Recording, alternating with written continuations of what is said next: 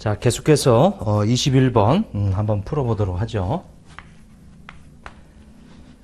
자, 주식의 3일은 엑셀런 초 설립된 회사로 설립 시 보통주, 우선주 모두 발행을 했는데 자본금은 변동은 없고요. 12월 30일 현재 보통주 자본금, 우선 자본금은 다음과 같다. 자, 12월 31일 종료되는 회계연도 정기주총회에서 배당금 총액을 30만 원 선언할 경우 우선주 주주에게 배당될 배당금은 얼마냐? 자, 이제 가장 중요한 것은 비누적적이에요. 비누적적. 그리고 비참가적이에요. 그러니까 그 우선주라고 하는 그 자본금 200만 원에 대해서 그냥 10%, 그러면은 그 20만 원이 되겠죠. 20만 원. 그래서 3번이 답이 되겠다. 이거는 뭐 계산 안 해도, 왜냐하면 비누적적이니까 과거 거 소급할 게 없고, 그리고 이번 연도 초에 설립을 했으니까 과거에 지급하지 않은 게 없어요. 비참가적이니까 어차피 자기 10%만 가져가고 끝나는 거란 말이에요. 이게? 자, 됐고요. 뭐 이러면 너무 쉬운 문제지 이거. 자, 그 다음에 이 22번을 봐보시죠. 자, 가장 올바르지 않은 거. 자, 주식 배당이다. 주식 배당 무상증자는 자본금이 증가하죠. 근데 주식 분할은 불변이고, 그리고 주식수는 주식 배당 무상증자는 둘 다 증가하죠. 주식 분할도 증가하죠. 이렇게. 그래서 2번이 틀렸네. 거기 주식 배당을 하게 되면 주식수가 늘어난단 말이에요. 그리고 이익이 오면 주식 배당을 재원으로, 무상증자는 이 주식 배당은 이익여금을 재원으로, 그러니까 감소하고, 무상증자는 이익여금 또는 자본잉여금 감소 가능이고, 주식 분할은 관계없고요. 총자본은 다 불변이다. 그래서 2번의 답은 2번이 되겠고요. 23번. 자, 수익인식 1단계 고객과 계약을 식별하고 수행 의무 식별하고 거래가격을 산정하죠. 거래가를 산정하고 그 다음에 이 거래가를 배분하고 수익을 인식한다. 자, 4번이 답이 되겠어요. 23번의 답은 4번이 되겠다. 그 다음에 이제 24번은 주식회사 3일은 X1년 12월 31일 주 반품에 6천만 원 제품을 팔았죠. 1년 이내 반품할 수 있는 권리를 부여했어요. 인도일 현재 매출액 기준 1천만 원이 반품될 것으로 예상이 된대요. 그러면 인식할 매출액은 얼마냐? 뭐 너무 쉬운 거죠. 6천만 원 팔았는데 그 중에 1천만 원이 반품될 것으로 예상이 되면 1천만 원 빼줘야지. 그러면 5천만 원이 답이 되겠더라. 그래서 이 3번이 답이 되겠죠. 이렇게. 자, 그래서 거기 쭉 보시게 되면 인식할 매출액은 얼마가 되겠느냐. 이게 지금 회계 처리로 보여드리면 이제 이렇게 되는 거죠. 이게 지금 쭉 해서 제품이라고 했으니까 제품 매출 이렇게. 그 다음에 이제 환불 부채. 근데 여기 얼마가 지금 예상이 된대요? 1천만 원.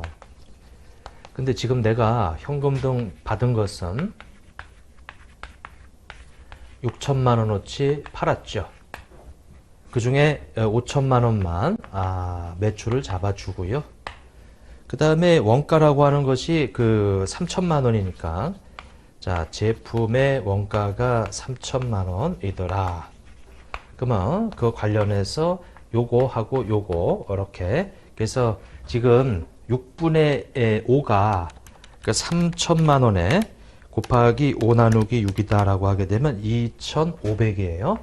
그 2,500에 해당되는 것을 우리는 매출원가로 처리를 해주고요. 6분의 1에 해당되는 500만 원은 우리 반환재고 회수권 또는 반품제품 회수권 다 똑같은 얘기예요. 이렇게. 그래서 그 6분의 1과 6분의 5, 그럼 여기 6분의 1은 매출, 6분의 5는 매출, 6분의 1은 반환재고 회수권이다. 이렇게 이제 잡아주면 되겠죠. 근데 뭐 답 구하는 것은 그냥 6천에서 1천만 원 뺀 거예요. 그래서 3번이 답이 되겠더라. 자, 뭐 그 정도 보시고, 그 다음에 그 25번을 봐보세요. 25번. 자, 수익인식 5단계 중 한 시점에 이행하는 수행 의무는 고객이 약속된 자산을 통제하고 기업이 의무를 이행하는 시점에 수익을 인식한다. 이것이 보통 인도 기준이죠. 자, 통제하는 시점으로 가장 올바르지 않은 것은, 자, 고객은 기업이 이 수행하는 대로 기업의 수행에서 제공하는 효익을 동시에 얻고 소비한다. 그럼 이것은 이 한 시점이 아니고요. 이거는 기간에 걸쳐 인식할 때 이 세 가지 중에 하나죠. 기간에 걸쳐 인식하는 거. 25번의 답은 1번. 자, 이거는 기간에 걸쳐 인식할 때 여기 한 시점 말고 기간에 걸쳐 인식하는 세 가지가 있어요. 그리고 세 가지 뺀 나머지가 한 시점인데 바로 요 기간에 걸쳐 인식할 때 우리 수행하는 대로 효익을 동시에 얻고 소비한다 이거예요. 그리고 기업이 이행하는 대로 그 고객의 가치가 증가하고 요게 그리고 청구할 수 있는 권리, 완료 부분에 대해서 그런 청구 권리가 있는 거 그것이 이제 우리 기간에 걸쳐 인식하는 세 가지인데 그거 아닌 거기 2번에 나오는 자산의 소유에 따른 위의적인 보상과 위험과 보상이 고객에게 이전되고 고객에게 이 자산의 이 법적 이 소유권이 있다. 이것도 우리 한 시점에 우리 인식하는 이 내용 중에 하나에 들어가요. 그리고 이제 실질적인 물리적 점유 이게 이전이 돼야 되고, 그러니까 판매 기업이 자산의 물리적 점유를 이전하였다. 그리고 이 고객한테 법적 소유권이 넘어가 있고, 그리고 그 위험과 부서의 고객한테 넘어가 있지. 요런 것들이 이제 지표예요. 한 시점에 이행하는. 물론 그런 한 시점에 이행하는 이제 그런 것들이 이 실질을 봐야 돼. 실제로 이제 고객한테 통제가 넘어갔는지. 근데 1번은 그 한 시점에 대한 내용이 아니고요. 기간에 걸쳐에 대한 내용이에요. 그래서 25번의 답은 1번이 되겠다. 자, 그 다음에 26번. 자, 26번에 보면 이제 주식회사 3일 건설은 주식회사 용산과 X1년 7월 1일 총 계약금의 9천만 원의 공장 신축 공사 계약을 체결했네요. 자, 회사가 누적 발생 계약 원가 이렇게 쭉 돼 있는데 X2년의 계약 손익은 얼마가 되겠느냐? 그러면 X2년까지 누적과 X1년의 누적 그렇게 해서 X2년의 단기 이 계약 손익을 구하자 이거죠. 자, 이건 이제 누적이에요. 여기는 다 누적. 누적이면 9천만 원인데, 자, 이것은 이제 9천만 원인데 빼기 X2년도에는 그 추정 총 계약 원가가 8천만 원이에요. 이렇게 8천만 원. 자, 곱하기 X2년까지 8천만 원 중에서 저번 연도하고 이번 연도 누적이면은 4천이니까 이제 50%가 진행이 돼서 이 1천만 원에 대한 50%면은 이제 500만 원이라고 하는 것이 이제 되는데 X1년도에는 이 9천만 원이라고 하는 이 부분 9천만 원이라고 하는 것에 거기 추정 총 계약 원가가 8천만 원 이렇게 돼 있죠. 8천만 원 곱하기 거기 8천만 원 중에 1천만 원이라고 하는 것은 이게 12.5%죠. 12.5%. 그래서 125만 원이라고 하는 것이 이제 돼 있어요. 그래서 375만 원이 이제 이익이다라고 해서 그 26번의 답은 2번이 되겠네요. 이렇게.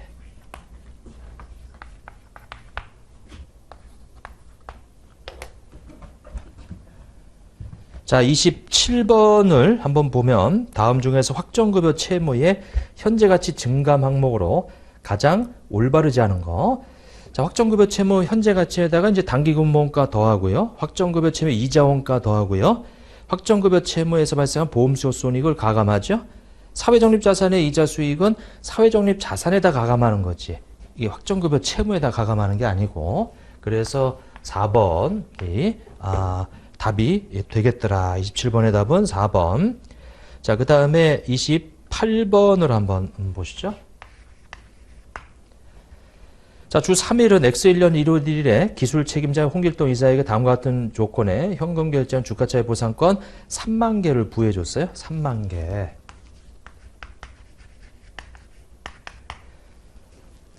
근데 어떤 조건이냐면 X4년, 즉 말해서 4년 우리 근속해야 되는 용역 제공 조건을 줬네요. 그리고 주가차익 보상권이 이제 기말에 가서 한 개당 15만 원이 됐어요. 15만 원. 근데 이것은 우리 4년치, 그러니까 X 4년 12월 31일까지 의무적으로 근무했을 때 4년치 총 금액이에요. 근데 지금 우리는 언제 거 구하는 거냐면 첫 번째 연도 거니까 이 첫 번째 연도 4분의 1만 인식하자. 이런 얘기죠. 자, 3만 곱하기 이제 15만 나누기 4다라고 하게 되면 요것은 그 11억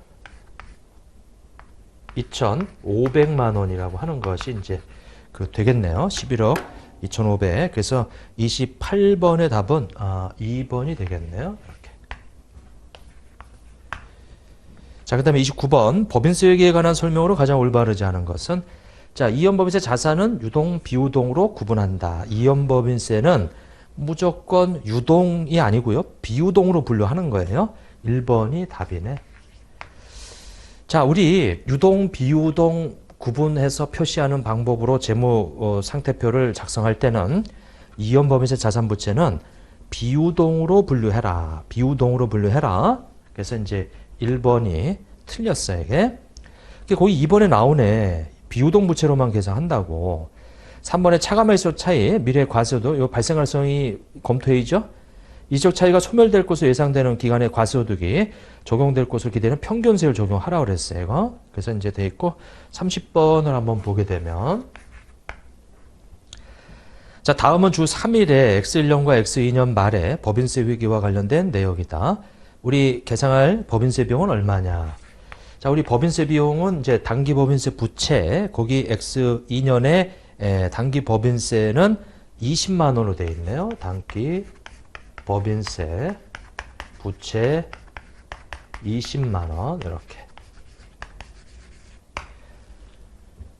자, 그리고 이 X1년도하고 X년도의 변동분, 이연법인세 자산은 4만 원이라고 하는 것이 증가됐고요. 여기 이제 4번에 이연법인세 자산이 4만 원이 이렇게 증가가 됐고요. 이연법인세 부채는 2만 원이 감소됐네요. 이연법인세 부채가 2만 원이 감소됐다. 그래서 차이 나는 것이 바로 법인세 비용인데 그것이 바로 14만 원이 되겠네요. 법인세 비용 14만 원 이렇게. 그러면 3번이 이 답이 되겠더라.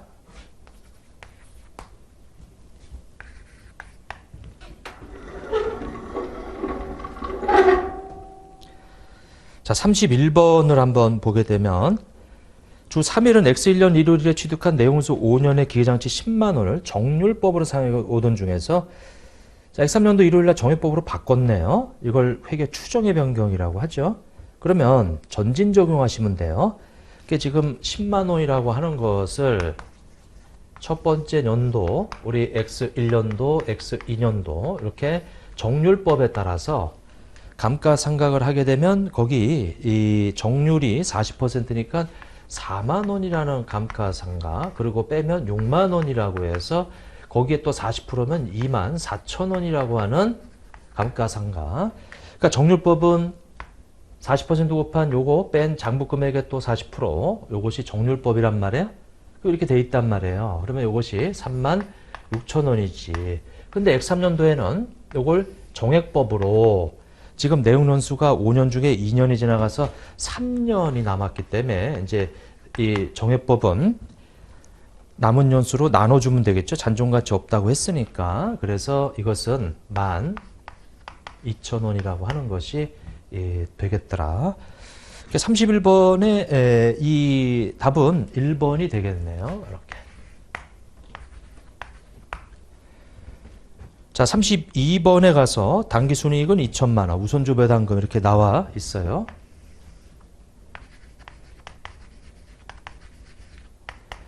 자, 거기 우선주 배당금 200을 이렇게 빼주죠. 이렇게. 자, 그러면 이것이 1,800만 원이 되겠다. 엑슬련도 1월 1일 날 유통보통 주의수가 1월 1일 날 17,000주 이렇게. 그리고 9월 1일 날 유상증자 9,000주 이렇게 돼 있어요. 근데 발행가액이 공정가치하고 똑같지. 그러면 9월 1일 날 그 9,000주 이렇게 이제 돼 있고. 그러면 요것이 12분의 12가 되고요. 요것은 12분의 우리 4가 되겠어요. 그래서 요것은 17,000주가 되고, 그리고 요것은 3,000주가 이렇게 되어서 20,000주가 이렇게 이제 돼 있죠. 그래서 요걸 나눠주게 되면 1,800이라고 하는 거 나누기 이제 20,000에서 900원이 되겠더라. 그 3번이라고 하는 것이 이제 되겠네요. 32번에. 자, 그 다음에 이제 33번을 한번 보시게 되면. 자, 엑슬론 초에 주식회사 3일은 주식회사 용산의 주식 30%를 100만 원에 취득을 했어요. 그게 유의적 영향력을 갖게 돼서 거기 200에 30%면은 원래 60인데 우리가 100만 원에 취득했잖아요, 이게. 100만 원에. 원래 순자산에 요것은 60인데 이렇게. 그러면 건물을 제외한 자산과 부채에 대해서는 공정가치 일치한대요. 근데 건물이 20만 원 높게 평가가 된대요. 그러면 공정가치는 20만 원에 30% 6만 원이니까 66만 원이 되겠네. 이렇게. 그러니까 지금 요 차이는 6만 원이고요. 요건 공정가치하고 장부금액의 차이에다가 30% 곱한 거고요. 요게 20에 30%예요. 그리고 이제 요것은 영업권이지. 요게. 그래서 거기 이 영업권이라고 하는 이 부분 얼마냐면은 이제 그 34만 원이 이게 영업권이죠. 이렇게. 자, 이렇게 돼 있었어요. 취득원가는 이제 이건데 이걸 분석해 보니까 이제 이렇게 돼 있는 거고. 그 다음에 이제 이 엑슬론의 당기순이익이 30에 30%면 9만 원이죠. 9만 원만큼 이렇게 여기 이제 이 재무 상태표에 9만 원만큼 가산해 줘야 되고, 이 손익계산서에는 9만 원만큼 지분법 이익이라고 해서 당기 손익이 잡히죠. 자, 이제 이렇게 됐어요. 근데 이제 문제에서 물어보는 것은 이제 요 재무상태표의 금액을 물어보는데, 중요한 거는 요 건물 때문에 발생한 요거. 근데 우리는 공정가치로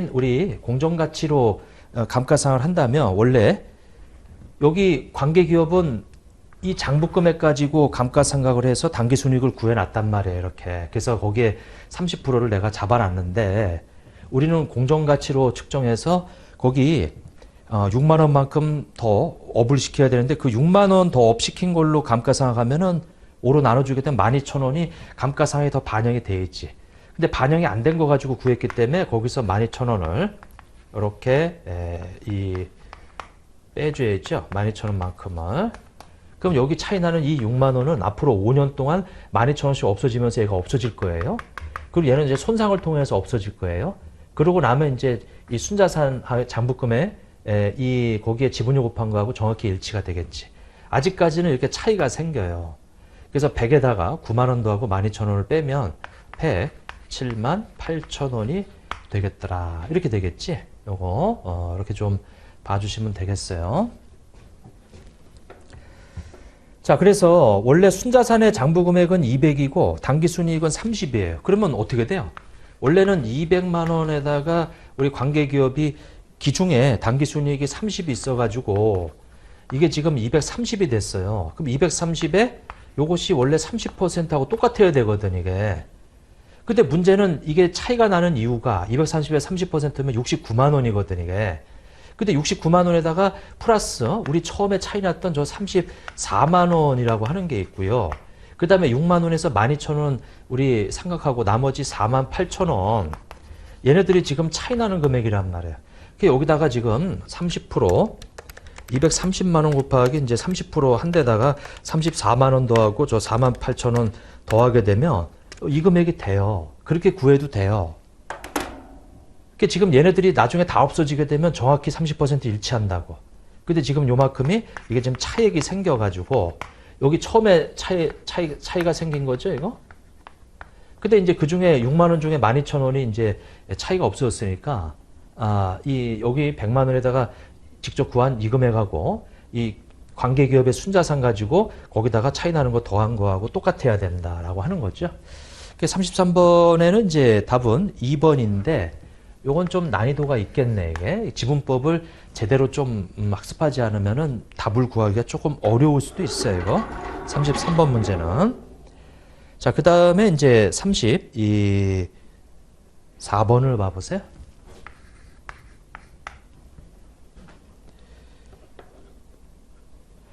자, 34번을 보면 원화를 기능통화로 사용하고 있는 주식의 3일은 중국 현지 공장에서 재고 자산을 우리가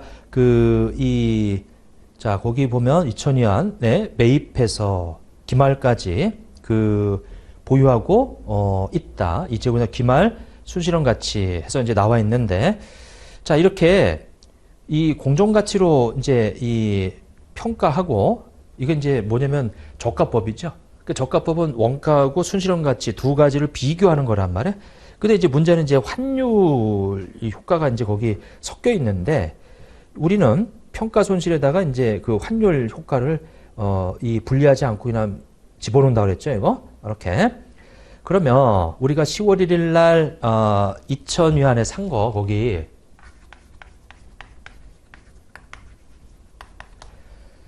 10월 1일 날에는 이 110원이었어요. 이렇게. 그래서 이것이 얼마였냐면은 2,000 곱하기 이제 110이다 라고 하게 되면 22만 원이었네. 이렇게 돼 있죠. 자, 이렇게 해서 이 재고자산 22만 원으로 이제 회계 처리했다가 기말에 가서 12월 31일 날 가서 요것이 이 취득원가하고 요것의 취득원가는 지금 22만 원인데, 요 순실현 가치 있죠? 순실현 가치는 기말에 1,800위안으로 되어 있고, 이게 곱하기 환율이 115 이렇게 되어 있어요. 1,800 곱하기 115다라고 하게 되면 요것이 20만 7천 원이 되겠네. 그래서 20만 7천 원. 요 두 가지 중에 비교하는 거죠. 지금 요것이 돼 있어요. 이 문제에서 물어보는 것은 평가 손실 금액은 이제 차액이, 그러면 이것이 얼마냐면은 이 13,000원인가요? 이렇게. 요거 평가 손실로 잡아줘야 될 금액은 13,000원이다. 그래서 1번이 답이 되겠다. 자, 35번에 보면 외화 환산에 관한 설명을 가장 올바르지 않은 거. 자, 기능통화, 표시통화 다른 경우 표시통화로 재무제 문제 환산해서 보고해야 되고, 연결 실체는 연결 재무제표를 작성하기 위해서 각 기업의 경영성과 재무제를 같은 통화로 표시한다. 자, 포괄손익계산 수입비용은 마감환율이 아니고요. 그러니까 재무제표의 외환산에서 포괄손익계산서 수익과 비용은 거래일의 환율이에요. 거래 발생일의 환율. 다만 평균 환율을 적용할 수 있다 이렇게 되어 있는데 마감환율이 아니고 자산부채가 마감환율이지. 그래서 35번의 답은 3번이 틀렸다. 자, 36번은 원재료 우리 2,000달러를 외상으로 매입하고 대금은 9개월 후에 지급하기로 했어요. 그러면 외화 매입 채무 2,000달러의 환율 변동 위험에 노출되어 있죠. 이건 이제 공정가치 위험 회피 회계인데, 해당 거래에 관련해서 환율 변동 위험을 회피할 수 있는 방법으로 가장 옳은 것은, 자, 우리 9개월 있다가 달러가 나갈 거예요. 그럼 9개월 있다가 달러를 사가지고 오는 매입 계약을 체결해야지. 오케이. 그래서 약정된 환율로, 그러니까 픽스되어 있는 환율로 9개월 후에 2,000달러를 매입하는 통화선도 계약을 체결해야죠. 요건 환율 변동 위험에 노출되어 있는 거지, 거기 3번, 4번처럼 콜옵션, 풋옵션, 주가가 노출되어 있는 건 아니죠, 이게. 그래서 2번, 우리 36번의 답은 2번. 그러니까 노출된 위험이 환율 변동 위험이란 말이에요. 주가 변동 위험이 아니고, 주가 변동 위험은 콜옵션, 풋옵션, 이제 행사가격이 딱 정해져 있는 그건데 관계없고, 1, 2번 중에 하나인데, 이거는 9개월 있다가 이 2,000달러가 나가기 때문에 반대 포지션인 매입하는, 사가져오는, 2,000달러를 사가져오는 그런 포지션을 취해야죠. 그래서 매입하는 2번이 되겠다.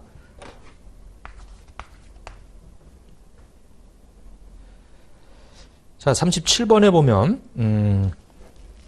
3일 리스는 X 1년 1월 1일 리스 약정일에 주식회사 대구와 기계장치에 대한 금융리스 계약을 체결하였으며 관련 자료는 다음과 같다. 이러한 리스 거래로 인하여 리스 이용자인 주식회사 대구가 리스 부채와 사용권 자산에 대해 X 1년에 인식할 그 이자 비용과 감가상각비 합계액은 얼마가 되겠는가? 자, 쭉 보게 되면 우리 리스 이용자 입장에서의 이 리스 부채.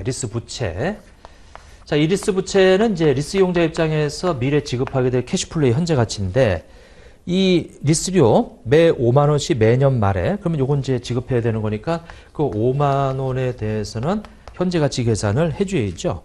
거기 이 내재 이자를 아니까 12%로 돼 있는 연금 회원가격에서 2.40184 이렇게. 그리고 또 지급해야 될 금액이 또 있나 봐보세요. 잔존가치 이렇게 금융 리스 계약을 체결했고 그 다음에 이 소유권 이전할 거래요. 3년 있다가. 그 리스 자산의 이 취득원가 리스 약정일의 공정가치와 동일하다 이렇게 되어 있고요. 그 다음에 주식회사 대구와 기에 이렇게 쭉 돼 있고 그 다음에 대구가 리스부채 사용권 자산에 대해서 X1년에 인식할 이자 비용 감가상각비 이렇게 쭉 나와 있고요. 거기 그 리스 기간이 3년인데 종료 시점에 주식회사 대구는 소유권을 이전받는데요. 거기 리스 자산의 그 취득원가는 리스 약정일의 공정가치와 동일한 12만 92원으로 되어 있네. 내용수 잔존가치 이거 5년을 쓰고 나면 잔존가치 2만 92원이 되겠다 이렇게 되어 있고요. 자, 그렇게 되면 요 37번 같은 경우는 지금 두 가지를 구해서 합계 금액을 구하라고 되어 있네요. 오케이. 그러면 12만 원에 12만 92원 내재이자율이 12%고 자, 여기다가 우리 이 내용연수가 쭉 있는데 근데 지금 이거 소유권까지 그 캐시플로우 그러니까 리스 제공자 입장에서 이 취득원가 12만 92원인데 요거는 사실은 미래 얻게 되는 5만원 그거 하고 그 다음에 나머지가 아마 소유권 이전 약정 금액일 거예요. 그래서 그걸 현재 가치 한 게 12만 92원이면 리스 이용자도 똑같아요. 리스 이용자도 12만 이것이 92원일 거예요. 그러면 한번 예측해 보자면 5만원 곱하기 2.40183이다 라고 해서 12만 92원이 되겠죠. 요게 딱 이렇게. 그러니까 이제 여기에 문제의 소유권 이전 약정가액이 별도로 있는 게 아니고 여기에 다 포함되어 있는 거지. 그러니까 요거 다 3번인가 내고 이제 바로 이전 받는 거예요. 이렇게. 그래서 사용권 자산도 똑같아지겠지. 이게 사용권 자산. 자, 이것이 이제 12만 092가 되겠다. 자, 여기 곱하기 이제 이 내재이자율이 12%니까 이렇게 되고요. 그리고 요거는 우리 내용연수 잔존가치가 2만 92원이 있대요. 그래서 그거를 빼고 내용연수 5년이니까 이제 5로 나눠주면 그거는 감가상각비고 요거는 이자 비용이 되겠네. 이렇게. 자, 12만 92원 빼기 2만 92원 나누기 5다라고 하게 되면 요것은 2만 원이 되고요. 12만 92원 곱하기 12% 하게 되면 이것은 14,411원이 되겠네. 이렇게. 그래서 요 두 가지를 합치면은 34,411원이 이제 되겠어요. 그래서 답은 2번이 되겠네. 이렇게. 자, 그 다음에 38번에 보면 이제 현금흐름표에 관한 설명으로 가장 올바르지 않은 거. 현금흐름표는 회계기간 동안에 발생한 현금흐름을 영업투자, 재무활동 나누죠. 주요 수익 창출활동 그 밖에 투자 재무 활동이 아닌 활동을 영업 활동이라고 하고, 투자 활동은 유무형, 다른 기업의 지분 상품, 채무 상품 등의 취득, 처분 활동. 자, 이런 것들이 포함이 되고요. 간접법을 적용하여 표시한 영업 활동형 그러면 직접법에 의한 영업 활동형 그럼하고 똑같아야지. 근데 파악할 수 없는 정보를 제공하기 때문에 미래 연금을 추정하는데, 미래 연금을 추정하는 것은 직접법이 더 유용한 거예요. 그래서 사실 직접법이 더 권장되는 방법이거든요. 그래서 4번이 틀렸다. 이렇게. 자, 38번의 답은 이제 4번이 되고요. 그 다음에 이제 39번에 이 내용을 좀 보면, 쭉 보면 매입 초에 지급한 현금은 얼마인가 이렇게 나오네요. 그럼 이것은 공급자에 대한 현금 유출액을 구하는 건데, 그 X 2년이니까 X 2년도에 관련된 손익, 일단은 매출원가가 있네요. 거기 매출원가가 21만 원으로 되어 있어요. 이렇게. 자, 거기다가 관련되어 있는 FP가 두 가지죠. 재고자산이 92,000원에서 67,000원, 25,000원이 감소가 됐고요. 그리고 매입 채무는 7만 원에서 5만 5천 원이면 15,000원이 감소가 됐네요. 이렇게. 그래서 이 공급업자에 대한 현금 유출액은 이것이 그 만 원이니까 이제 20만 원인가요? 이게 이렇게 22만 원이 유출된 거다. 그게 39번의 답은 1번이 되겠다. 이렇게. 요거.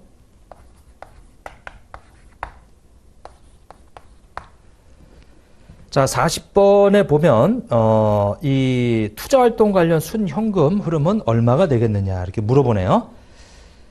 자, 그러면 매출 채권은 영업활동이고, 차입금의 이 상환은 재무활동이고, 유용자산의 처분으로 인해서 돈 들어온 50만 원은 요것은 투자활동이지. 그러니까 요거 50만 원이 현금 유입액이고, 그리고 FB OCI 자산을 취득했다. 이것은 이제 투자활동이니까 100만 원이라는 것이 나갔겠죠.